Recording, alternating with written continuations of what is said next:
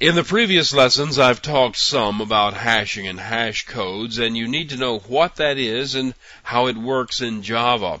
Everything in a computer is made up of a bunch of bits. You can take that bunch of bits and crunch them together into a single number. This number is known as a hash value, and if you use the same hashing algorithm on the same object, you'll get the same value. Now, it is possible for two completely different input value sets to result in the same hashcode value, but different hashcode values guarantee that the input values were not the same.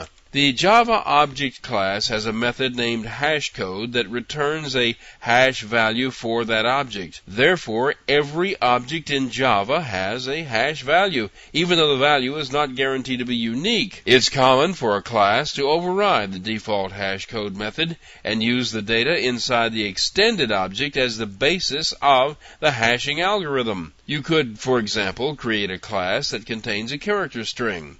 If you were to use the characters in that string to create the hash value, then by comparison of the hash values, you could determine within a level of certainty whether they contained the same string. The default hashcode method usually just returns the value of the address of the object as the hashcode value, so the only comparison that will match is to compare an object to itself. You may need, or you may decide that you need, to override the existing hashcode method. For one thing, it's a rule that two objects that are equal have equal hashcode values. If your class overrides the equals method, it should also override the hashcode method. When you implement your hashcode, any field not used for comparison by the equals method should not be included in the calculation of the hashcode. Now, it's important to keep in mind that the hashcode value can be used to prove that two objects are not identical, but it cannot be used to prove that they are identical. Two entirely different objects could coincidentally turn up with the same hashcode value.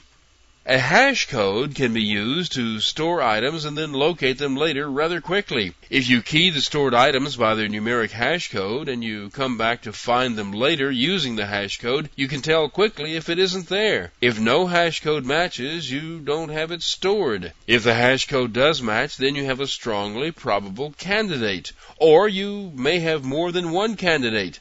All you have to do is check those candidates for a further match. Writing a hashcode method is a bit of a creative act. You want to combine all the values that make this object unique into a single 32-bit int value, and then return that value. The same object will always return the same value, but the value can be anything calculated any way that you like.